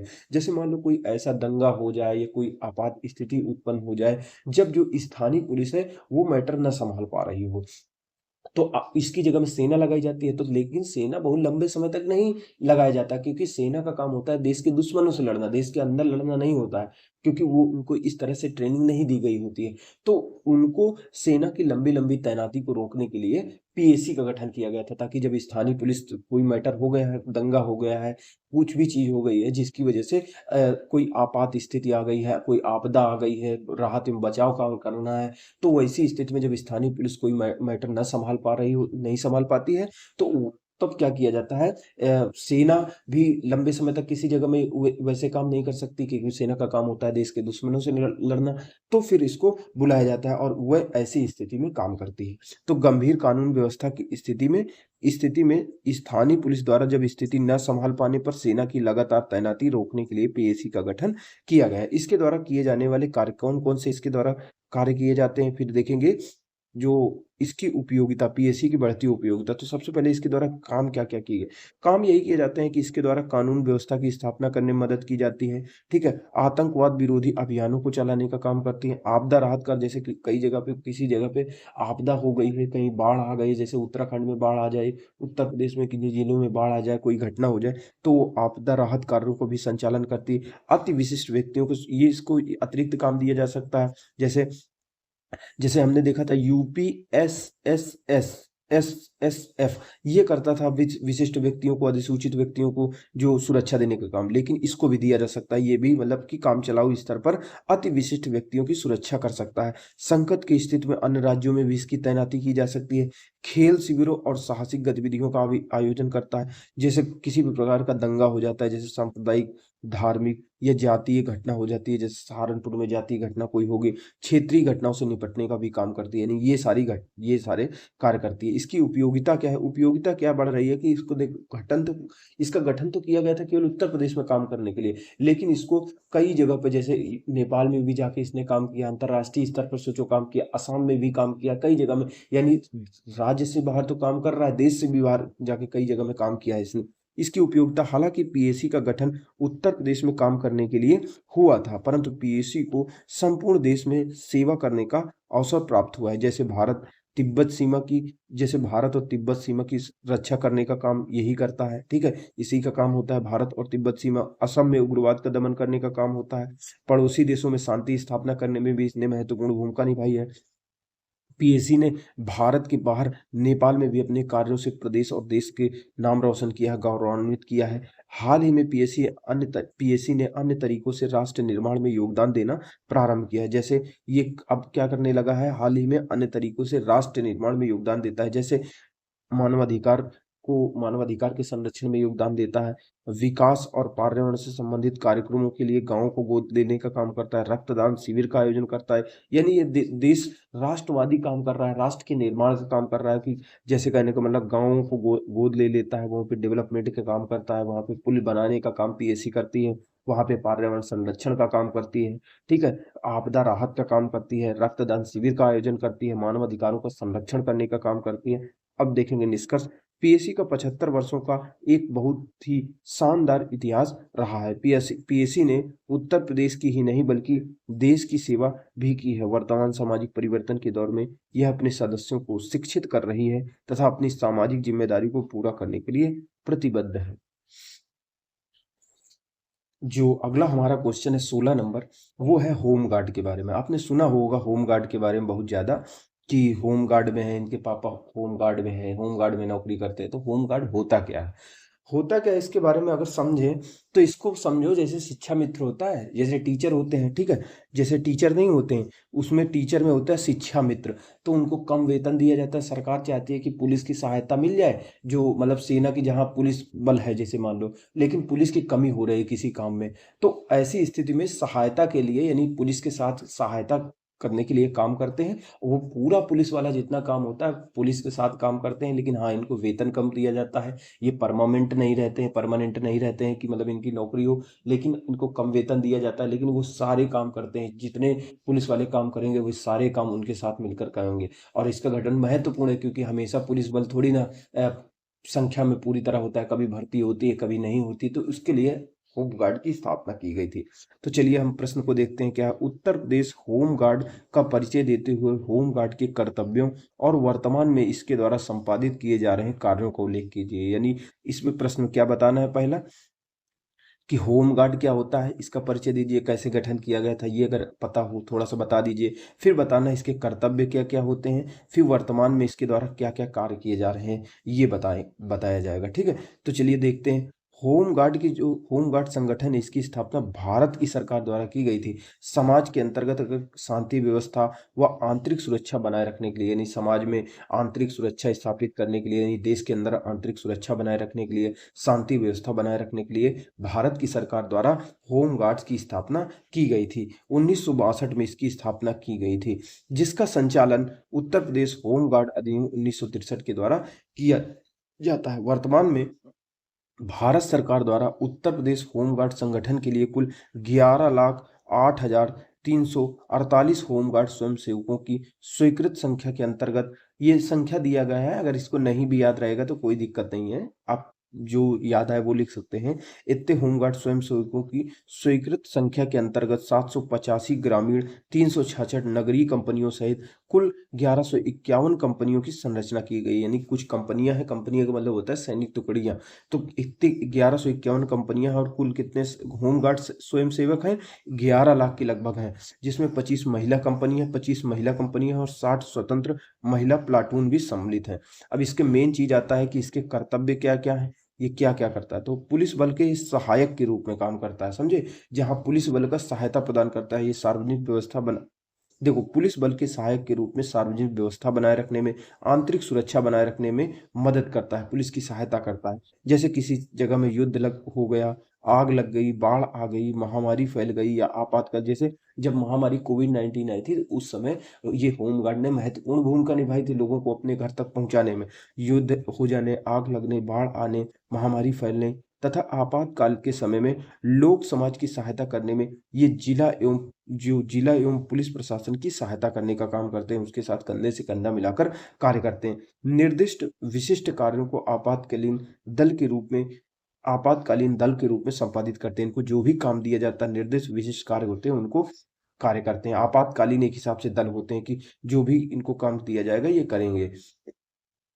ठीक है। आवश्यक सेवाओं के लिए कार्यात्मक इकाई के रूप में कार्य करते हैं। शासन प्रशासन द्वारा लोक कल्याण के लिए नियत अन्य कर्तव्यों का पालन करते हैं। शासन प्रशासन द्वारा कोई अन्य काम इनको सौंप दिया जाएगा, लोक कल्याण का, जनता के लोक कल्याण का, वो भी कार्य किया जाएगा। अब इनके द्वारा क्या क्या कार्य किए जाते हैं इसके बारे में देखते हैं। तो होम गार्ड्स उत्तर प्रदेश कह रहा वर्तमान में उत्तर प्रदेश होमगार्ड द्वारा संपादित किए जाने वाले काम। तो क्या करते हैं, जो जितने काम पुलिस वाले करेंगे सारे काम करेंगे, बस उनके सहायक के रूप में काम करेंगे, उनके साथ कंधे से कंधा मिलाकर काम करेंगे, उनकी मदद करेंगे। ठीक है। तो यातायात नियंत्रण में भी इनको लगाया जा सकता है, सशस्त्र शांति स्थापना करने में भी लगाया जा सकता है। जो डायल 112 होती है उत्तर प्रदेश में, जो अखिलेश यादव जी ने 100 लाए थे, तो उसी के बाद योगी जी ने डायल 112 के अंतर्गत 4 पहिया और 2 पहिया वाहन में इनका लगाया जा सकता है। ठीक है। जैसे कुंभ मेला हो गया, माघ मेला हो गया, इसकी सुरक्षा में इनको लगाया जा सकता है। इसके साथ साथ इनको कहाँ लगाया जा सकता है, जो महत्वपूर्ण प्रतिष्ठान होते हैं, महत्वपूर्ण प्रतिष्ठानों की सुरक्षा में भी इनको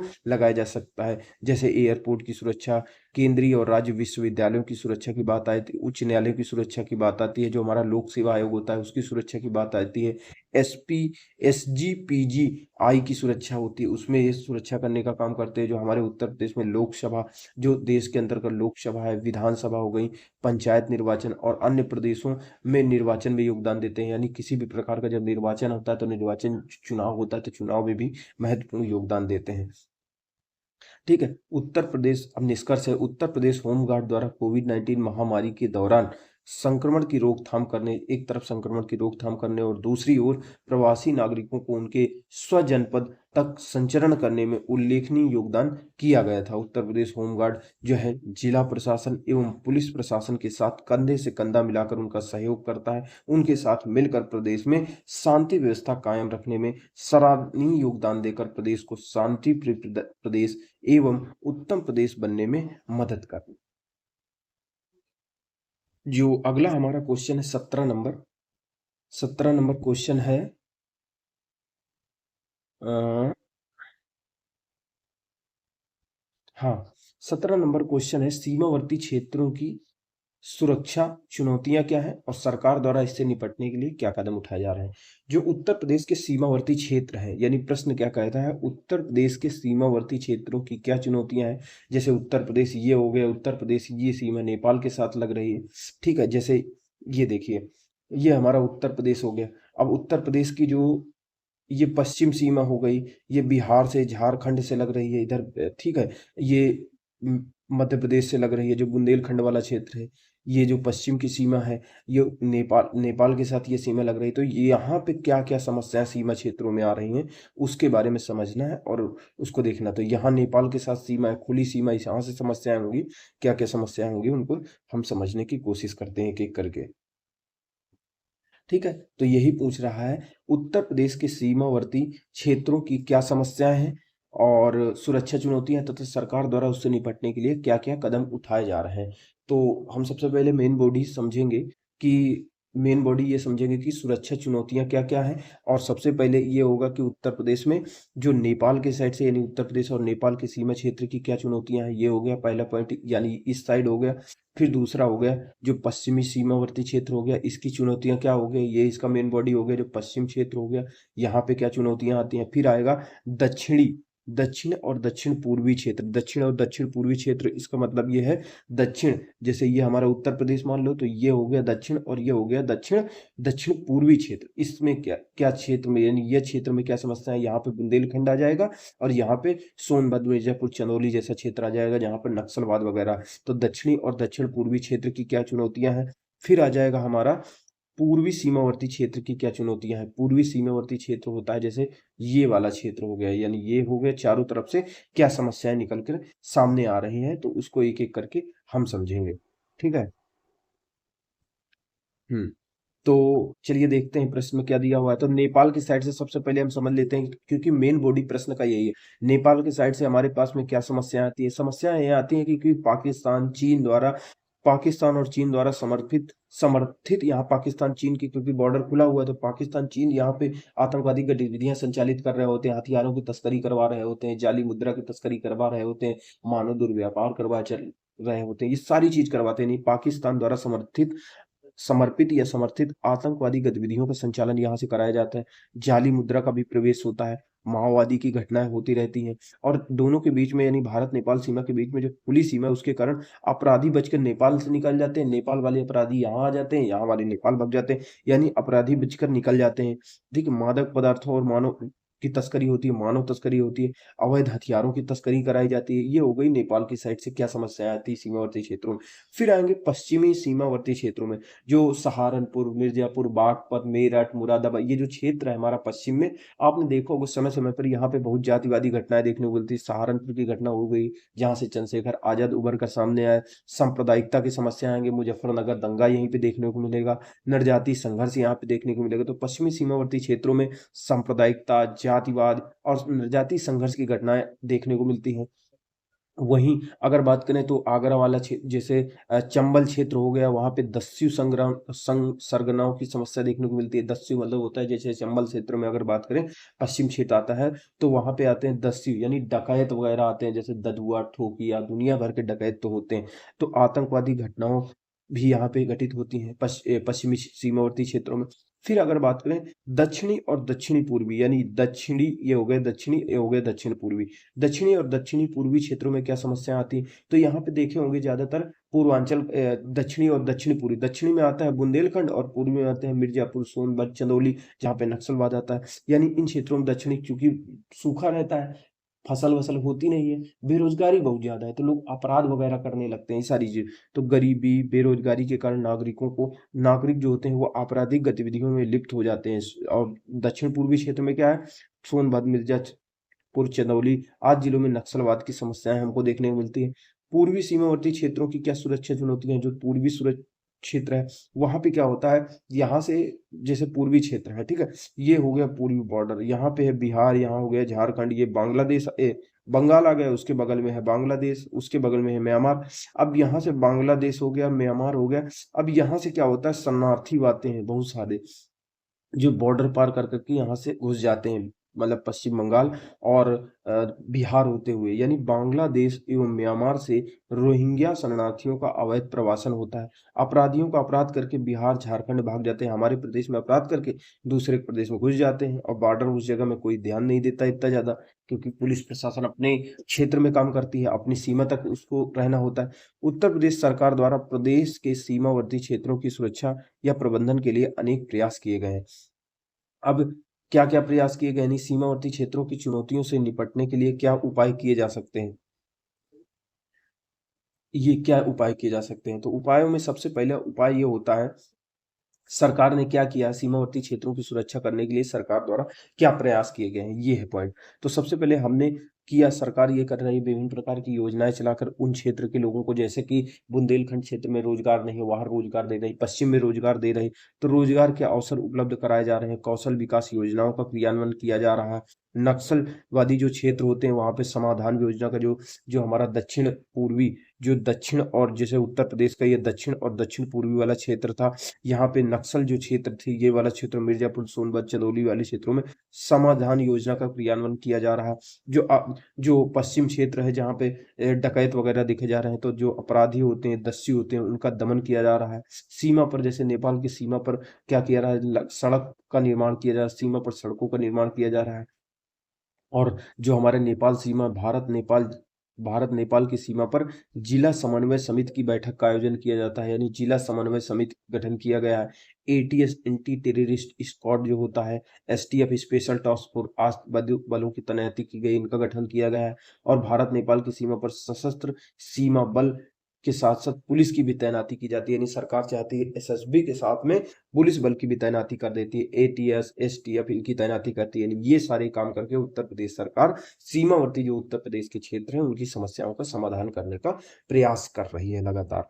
ठीक है, निष्कर्ष में क्या है, उत्तर प्रदेश सरकार द्वारा सीमावर्ती क्षेत्रों की चुनौतियों से निपटने के लिए उत्तर प्रदेश सरकार द्वारा सीमावर्ती क्षेत्रों की चुनौतियों से निपटने के लिए समय समय पर बेहतर बजट आवंटन किया जा रहा है। साथ ही साथ बजट आवंटन करके दमनात्मक एवं रचनात्मक, दमनात्मक एक तरफ होता है कि हम कठोर कार्यवाही करेंगे, डकैतों को मारेंगे, उनका एक काउंटर करेंगे, ठीक है। दूसरी तरफ क्या करेंगे, रोजगार उपलब्ध कराएंगे, कौशल विकास उपलब्ध कराएंगे, योजनाएं चलाएंगे। तो इस प्रकार से बेहतर बजट आवंटन के जरिए दमनात्मक एवं रचनात्मक कार्यों को बढ़ावा दिया जा रहा है।